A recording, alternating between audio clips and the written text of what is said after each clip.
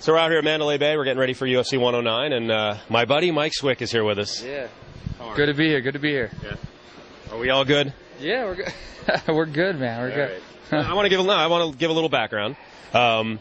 We did an interview with you on the radio station last summer, and you had some comments right after UFC 100 about Lesnar's antics, and you kind of went off on him. And then I wrote a story based on those comments. You were a little mad at me, but because you got freaking an avalanche, I guess, of Lesnar lovers, and they were just destroying you? Yeah, no, it wasn't too bad.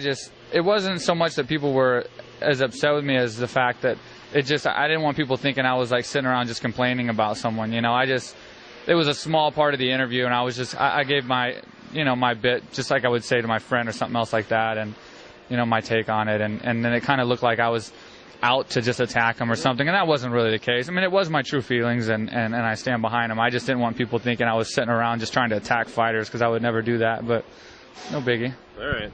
That is what we do, unfortunately, for you guys. I don't hold any grudges, man. I still do interviews. No, I didn't think you did. But that, unfortunately, the media, obviously, we're trying to get a hook and a headline, so we have to pick out the most inflammatory thing. Mike Swick bashes Lesnar, something like that. It was great. It was lovely waking up and seeing that. I was like, oh, well, they're going to hate me.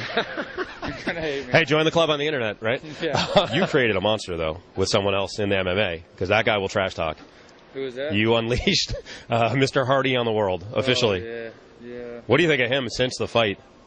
Yeah, I haven't seen a whole lot of it, but I've seen him kind of start his campaign against GSP. And, all I know about Hardy, he's a good guy. He just, that's what he does. He trash talks. And, it sucks. It sucks having that loss, but what can I do, man? We showed up. We had a title opportunity.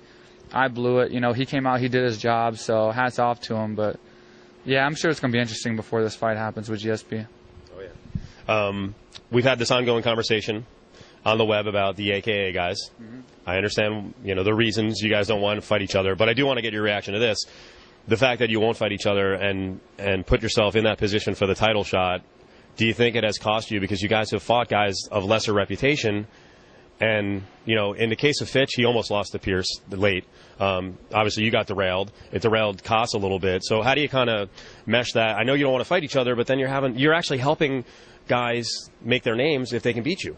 Yeah, the thing is it's so much. The biggest thing is we just don't want to answer the question until it comes to a situation where, that's a possibility. I mean, right now, none of us are the champ. None of us are the number one contender, and one of us being a champ. So until that happens, I don't think it's going to be an issue. And it's so hard to answer because unlike most gyms, we've built ourselves from the ground up. I mean, like all the guys in the UFC, me, Fitch, Koss, Kane, Thompson, all of us were created at AKA. We weren't like a lot of these other camps where top fighters moved in when they already had a successful career and then just started training with us. We've all been built from the ground up, from nothing to being in the UFC and being in Strikeforce or wherever. And, it creates a bond, and we are very close. There's no right answer to that question. I mean, if we say we'll fight each other, then there's going to be all this tension in the gym when we don't even have a scheduled fight. Well, I would assume one of you, the guys who take the fight would have to leave, I would think, right? Exactly. And so we would have all this tension, like if we said that, and then if we say we don't want to fight each other, then the media says, well, y'all shouldn't be that way. Right. So it's kind of one of those things, we're just pleading the fifth until there ever becomes an issue. And if there ever becomes an issue where one of us is the champ and one's the number one contender, we'll for sure answer the question. There'll definitely be an answer. But right now we're just using each other for training, and it's been fantastic. We beat each other up all the time. All right, last one, and this I'm going to warn you, this is a stir the pot question. This is going to be the headline. No, it won't, depending on how you answer. With some of the goings-on between UFC and AKA in the past, and I think it's all smoothed over now, and the fact that, title shots are not always delivered after they're promised, is that part of it, that there's maybe a lack of trust where, hey, Swick fights Koscheck, imagine if, whoever wins it, and then maybe they don't get the title shot. Or are you guys cool with UFC now? I don't see them even asking us to fight each other unless one of us is the champ and one's the number one contender. I mean, there's so many welterweight fighters out there, and there's so many matchups. So I don't see that happening until one of us becomes a champ. So, I'll say when one of us becomes a champ, because it's going to happen. Right. I mean, there's three of us. It's got to happen, right? When one of us becomes a champion, and then another one of us is a contender, that's when I think that's going to get brought up. I don't think it's going to be like a elimination type fight like me and Hardy had at all. Right. You know? You guys play poker together, or are they kind of poker REITs, or are you the only poker player? I'm the only poker player at the gym. Yeah. Me and Buffer plays. So Koscheck's the best singer, though. I saw him with what the hell's the name of I'm blanking on the name of the group. I write about him all the time. Steel Panther. Steel Panther. Yeah. I think he's DJing too or something now. Right? Yeah, I like. He's all DJ Josh E.K. He's going to be on Jersey Shore next. Yeah, he's all over the place. I never know what that guy's doing.